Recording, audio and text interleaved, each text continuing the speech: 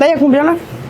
2,60. Ça C'est l'avant-dernière D'accord. série de chauffe. 2, 3, 4, 5, 6 plaques de vin. 6 plaques et on monte à 7 plaques et 7,5, 7,5. Ça n'arrête jamais. Ça fait 2-3 jours que je suis malade, mais on va faire le job. Vu que le strong, ça prend beaucoup de place et c'est très coûteux, va falloir aller à l'essentiel. J'ai l'impression que je soulève le monde entier. Salut, tu lèves ta lèvre, ça va Salut quoi? l'équipe, ça va et toi, Tony, le Eh, t'as vu ou pas? Quoi? T'as un énorme bouton ici. Ah ouais? Ouais. Ok. C'est quoi? En plus, il est Appuie. bien centré. C'est le bouton reset. Il est bien centré. Attends, bouge pas.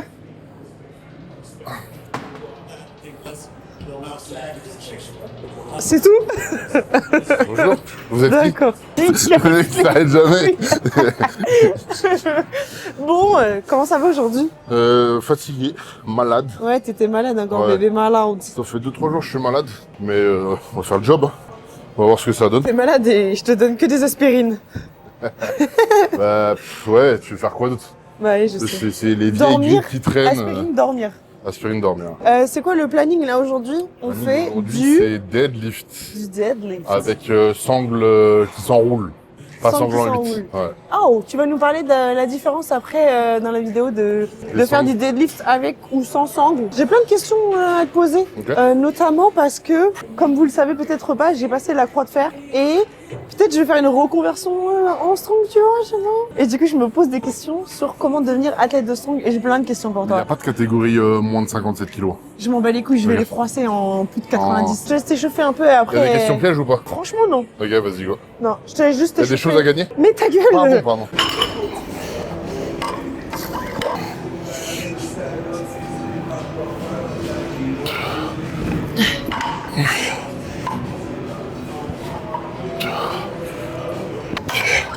Tu vas faire avec ça. Je vais mettre mon poignet dedans Eh, Warrior Gear! et les enrouler jusqu'à ce qu'il n'y ait plus de sang qui passe dans mon poignet et que je sois attaché à la barre. Super. Ça m'évite de penser à mon grip Ça donne vachement. et je suis collé à la barre. D'accord. Tu vois. Et c'est autorisé en compétition? C'est autorisé en compétition de strong, c'est pas autorisé en compétition de powerlifting. Ok. Mais vu que je fais du strong, ça tombe bien. Profite pour te poser ma première question. Première question. Est-ce qu'on doit être fort de base Ouais. pour faire du strong? Pour faire du strong, pour Ouais. commencer le strong? Ouais. Non. En gros, moi quand j'ai commencé, comme je vous avais déjà raconté dans la première vidéo reprise, à la base j'hésitais entre plusieurs sports de force. Et quand j'ai commencé le strong, mon PR au soulevé de terre ça devait être 145 et mon PR au squat ça devait être 140, tu vois. Et pourtant, t'as fait du strong quand même. Et pourtant j'ai fait du strong quand même, parce que c'est l'esprit du sport qui me plaisait plus que mes performances actuelles. Et je me suis pas dit, je sais pas si je suis fait pour ça ou est-ce que je suis assez fort pour débuter ou quoi. Je me suis dit, je vais me lancer, je vais voir si ça colle bien avec moi. Ouais, en fait, juste le sport en lui-même, il te plaisait. Le sport, il était magnifique. Et Moi, quand tu- j'ai vu le sport, je me suis dit, c'est ça que je veux faire. Et j'ai pas réfléchi à est-ce que ma génétique est faite pour, est-ce que je vais réussir, est-ce que je vais trouver un endroit où débuter. Le principal, c'était de débuter. Et j'ai commencé avec un truc dans mon jardin, à tailler un bout de bois pour faire du log, prendre des sacs de sable un peu où je pouvais trouver. Et au fur et à mesure, je me suis entraîné en salle. Et j'ai trouvé Iron Gym, où c'était un minimum équipé. Et j'ai commencé. Donc on peut faire du strong même si on n'est pas fort. Même débutant, quel que soit ton poids, tu peux débuter. Mais il faut faire attention à pas se blesser et laisser son ego de côté. Parce que le strong, c'est vraiment très dur et corrosif et dangereux. Mais à partir du moment où tu respectes ton corps et tu laisses de côté ton ego, tu peux commencer à tout âge et tout poids. Je sais même plus comment on les utilise.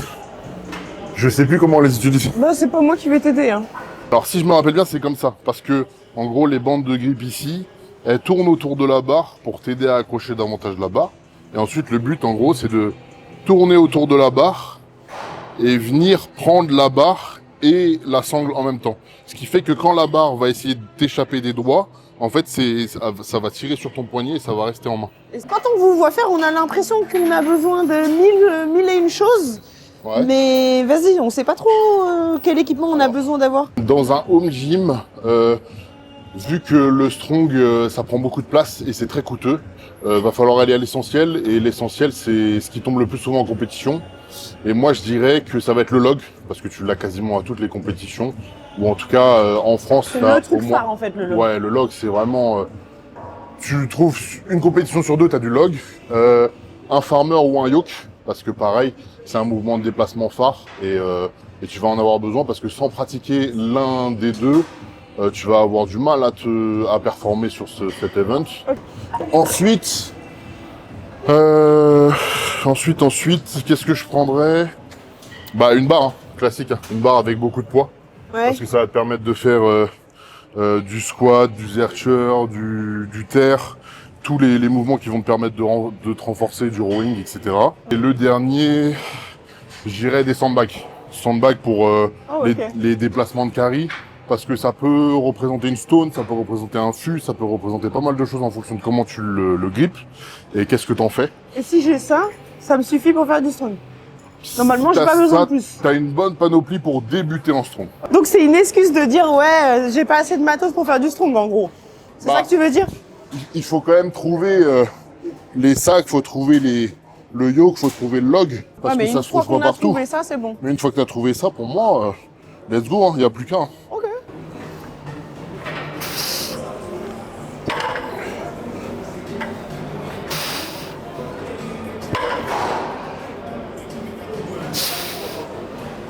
Tu nous expliques la différence La différence avec ou sans sangle, ça va être le grip, tout simplement. En gros, les barres comme ça, leur spécificité, c'est que elles peuvent rouler sur elles-mêmes et du coup, quand on va venir les grips, si t'as pas suffisamment de grip pour la loquer dans ta main, elle va rouler dans ta main et elle va glisser dans ta main et après tu vas la lâcher. Alors, il y a différentes techniques sans sangle. Ça va être soit de venir hook, donc de venir prendre ton pouce. Ce que tu détestes d'ailleurs. Soit de venir... Que j'étais obligée à faire, que maintenant genre tu kiffes, c'est ça? Regarde à cause du hook. C'est bon. J'ai plus de pouce. Arrête. Et soit sinon, en alterner comme ça, pour en fait une main qui l'empêche de rouler ici, une main qui l'empêche de rouler vers l'arrière. Et en strong, on a les sangles, en gros, soit les sangles en 8, soit les sangles comme j'ai aujourd'hui que j'enroule autour de la barre. T'as pas tes sangles en 8 là, hein? Hein? T'as pas tes sangles en Si, je 8, les ai. vas-y, montre-nous. Je peux les montrer. Donc sinon, les sangles, ça va être... C'est vraiment spécifique au ça strong, va être hein, ça parce que ou nous, on ça. a pas ça, hein. Donc ça, t'as juste à venir passer ton poignet, mettre la barre au milieu, passer ton poignet, et ça va bloquer la barre au milieu. C'est-à-dire que quand tu vas l'avoir en main, elle pourra pas s'échapper. T'es comme collé à la barre. Cette sangle-là, elle est un peu moins abusée, entre guillemets, parce que tu vas quand même venir avoir un taf de grip à faire, l'enrouler autour de la barre, et maintenir cet enroulement, entre guillemets. Donc elle est moins abusée que celle-là, mais pour le grip, ça fait le taf aussi. Mais ça, c'est pas autorisé en compète, hein. Ça dépend des compétitions. Ouais, Pas donc toutes les compétitions. il faut pas l'utiliser trop souvent. Parce que Pas toutes les compétitions, mais beaucoup en strong l'utilisent quand même. Ok, d'accord. Moi, je me suis quasiment entraîné que avec ça. Mais avec ça, on peut monter à des terres à plus de 400 très facilement. Ok. C'est très suffisant.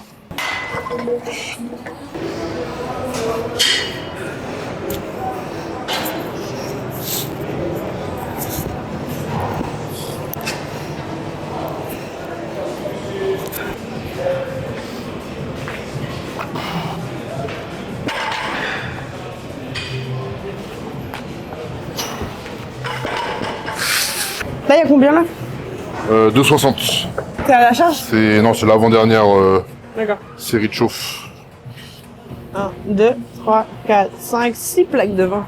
6 plaques et on monte à 7 plaques et 7,5, 7,5. Ok, aïe, je suis tombée.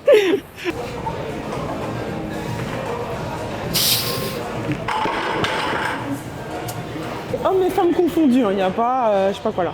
Ça me confond. Est-ce que si je veux devenir strongman ou strongwoman, c'est ce que j'allais dire, est-ce que j'ai besoin d'avoir une alimentation stricte, genre prise de masse? Bah, prise de masse, tout dépend la catégorie où est-ce que tu veux te situer. Ah oui, qu'il y a parce des que c'est un catégories, truc de catégorie. Explique-nous les catégories. Les catégories femmes, je les connais pas très bien, mais les catégories hommes, il y a moins de 80, moins de 90, moins de 105 et illimité. Open, ça s'appelle. Et en gros, en fonction de ton gabarit et ta génétique, tu vas être plus ou moins prédisposé à être dans une catégorie. Ça veut dire, si tu as tendance à prendre du poids facilement et à avoir ton poids de forme au-delà des 105 kg, tu vas plus te diriger vers quelque chose, vers la catégorie open. Mais si tu as du mal à prendre du poids et tu es plutôt petit, tu vas plus te diriger vers les 105 ou les moins de 90. Donc après, c'est au choix. Donc, faut faire attention parce qu'en strongman, 105 kg, c'est pas énorme. Donc, quand tu veux te diriger vers les 105 kg, il faut bien optimiser ta diète parce que tu vas vite te retrouver au-delà et tu risques d'être bloqué dans la catégorie open. Et le fossé entre l'open et le 105, il est énorme, tu vois. Okay. Donc il faut faire attention.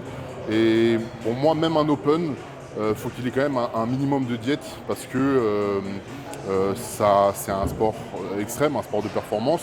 Et il y a beaucoup de choses à penser, la tension artérielle, la santé en général. Et quand tu fais que des cheat meals, oui, donc t'es obèse. En gros, être athlète, c'est quand même pas... Ça, c'est ma façon de dire les choses. Ouais. Peut-être que tu ne seras pas d'accord avec moi, mais être athlète, c'est pas être gros, en fait. Non. Et je pense qu'il y a beaucoup d'athlètes de strong qui ont un peu oublié que le côté santé, il est aussi à prendre en compte, tu vois. Ouais. Et que c'est pas plus t'es gros, plus t'es fort, c'est ça, en vrai de vrai. Ouais, c'est ça. C'est pas exactement. Ça. Les gens voient trop le poids plus que la bonne santé physique et la performance. Donc c'est un bon rapport poids-puissance à avoir. Et je sais que moi, mon poids de forme, il doit être aux alentours des 135, 140. Et au-delà, je serais moins performant que si je me cantonnais à 140. Ouais. Donc il y a des choses à bien régler et surtout la diète. Je trouve ça super important. Et si je veux faire une prise de masse, chez qui je vais? Attention, ça commence par sport et ça finit par nutrition. Sport nutrition. Let's go. Ouais, let's go. Une diète parfaite pour débuter. Tous les macros sont calculés pour de la performance. Donc c'est une diète vue pour les sportifs, mais aussi pour la santé.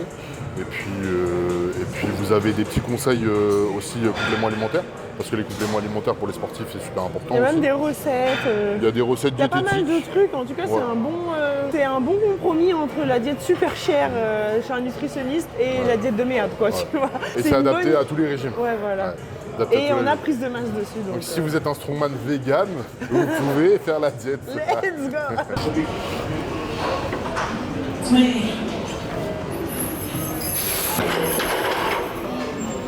Oui. Avant de passer ta barre à 315 kg, tes 2 répétitions d'ailleurs, j'ai une autre question pour toi. Okay. Parce que je veux toujours devenir strongman, ça m'a pas encore débuté. Ouais, ça part. Ouais. Alors, quelles sont les compétitions françaises? Déjà, est-ce qu'il y a des compétitions françaises? Parce que toi-même, tu sais, les Français, on n'est pas toujours très forts. Hein. Ouais, depuis peu, ça s'est bien développé. Il y a encore quelques années, c'était assez bancal, tu vois. Et depuis peu, il y a plusieurs associations, plusieurs fédérations qui ont évolué. Cite des noms. La Fédération Française de Strongman, donc la FFS. Ils font des compétitions? Ouais, ils font des compétitions. Ils ont, au minimum dans l'année, ils font 3 compétitions. C'est les 3 manches du championnat de France. Okay. Donc un peu dans toute la France, tu vois. Après, il y a la Ferme du Strong. Donc c'est pareil, une association, fédération qui fait des compétitions pour différentes qualifs un peu partout dans l'Europe, des King of quelque chose. En gros, c'est une compétition qui va réunir un mouvement en particulier sur plusieurs épreuves et définir qui est le meilleur dans ce mouvement, etc. Okay. Et il va y avoir la FFHF, je crois. C'est une fédération en lien avec Eric Favre. C'est celui qui fait des compléments alimentaires. Ouais. Et celle-là, je la connais pas trop, mais je sais qu'ils font des compétitions. Il y a quoi à gagner? À gagner? Ouais. Vas-y, dis-nous. À gagner des compléments. Est-ce qu'on peut pas faire... Sur certaines compétitions, on peut se qualifier pour des compétitions en Europe ou dans le monde, tu vois. Mais c'est assez rare. Des qualifs en France, c'est assez rare. Ok. Et est-ce que nous, on peut créer une compétition si on veut? En vrai, je pense que oui. Hein. Donc on peut créer une compétition où il y a gagné 10 000 € dedans? Tu peux, ouais. Mais tu pourras pas participer? Moi? Ouais. Pourquoi? Parce que tu peux pas. Mais il y a 10 000. Mais c'est ta femme qui l'organise. Ah ouais. Ça n'a aucun sens. Je ferai juge. Je serais grave dur. Je te payerai bien. Allez, vas-y. Ouais. Ça part. Allez, mon gros champion. Je peux te mettre une énorme gifle dans le dos? Allez, j'en ai besoin là. Ah, hein? La maladie, elle me fout droit. Ah, d'accord. Allez. Encore.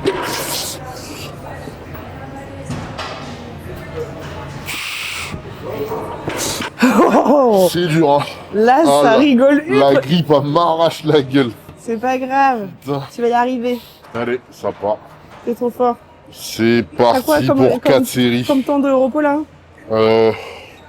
Je vais essayer 5-6 minutes, mais non, plus que en fonction de 7, c'est pas grave. En fonction de la maladie, j'arrangerai. Et on part sur un 6, ouais. Vas-y. À tout à l'heure, dans 6 minutes. À tout à l'heure. C'est bon? Go. Let's go. Allez, ça monte, ça monte, ça monte, ça monte, ça monte, ça monte. Allez, un deuxième. Ça monte, ça monte, ça monte, ça monte, ça monte, ça monte. Oh. Ah ben, pas une journée facile. Non mais c'est bien, ça monte. Ouais, ça va. Oui, oui. Ça monte, mais c'est lent. Malade ou pas malade, t'es là, hein. Ouais. C'est tout ce qui compte en vrai. J'ai le visage, on dirait une stone. Mais ça va. Ça va passer. Même les deux autres, ça va être bien. Ok. Faut que je fasse attention à mon ischio gauche. Je le sens un peu. Je dois être un peu déshydraté à cause des derniers jours. Mais ça va bien se passer. D'ailleurs, comment est-ce qu'on évite les blessures quand on commence le strong? Alors quand on commence, c'est ce que le plus important au début, renforcement. Et développer un corps solide. Bien résistant, parce que faut pas oublier que en strongman, c'est très corrosif les mouvements. Le yoke, on doit courir avec une charge sur le dos.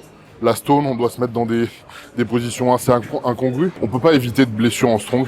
On va forcément se blesser quoi qu'il arrive.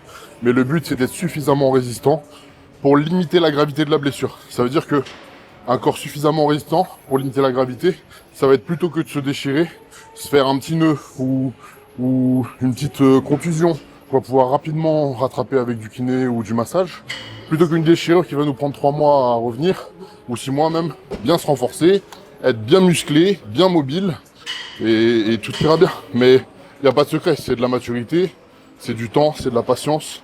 Faut forger quelque chose de solide avant de se lancer sur des grosses charges et laisser son ego de côté. Moi, imagine que moi je veux faire du haut niveau. Ouais. Ok, je me mets dans le strong aujourd'hui. Ok. Combien de temps il me faut là, pour arriver au haut niveau? Donc le haut niveau, c'est quoi déjà?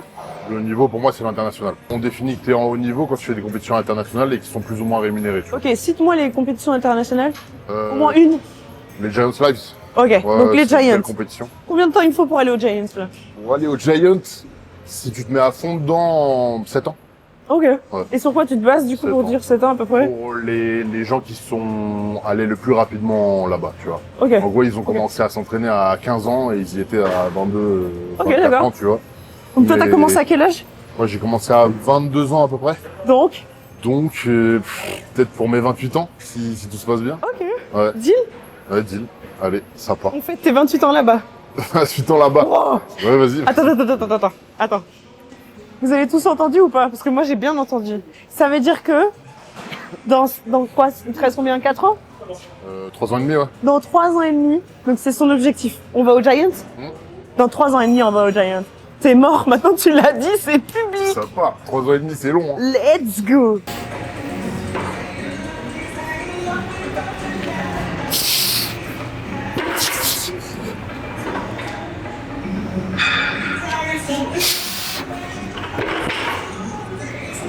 Oh. Il en reste une. J'en ai marre de cette grippe de schlag.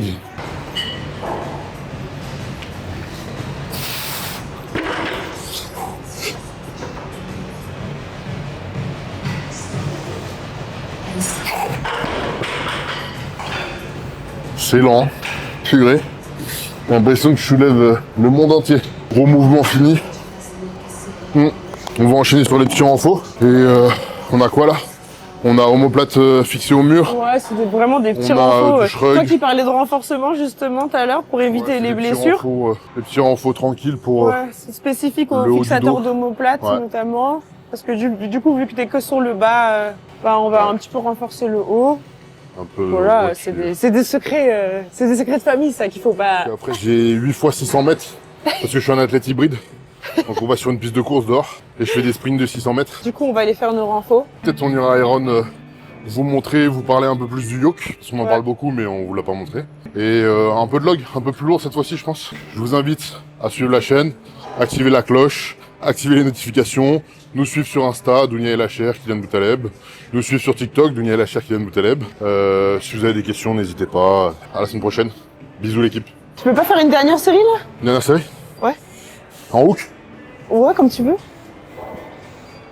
Oh, Oh, aïe, Ah, et c'est les... regardez mes pouces. Et Aïe, c'est la cata.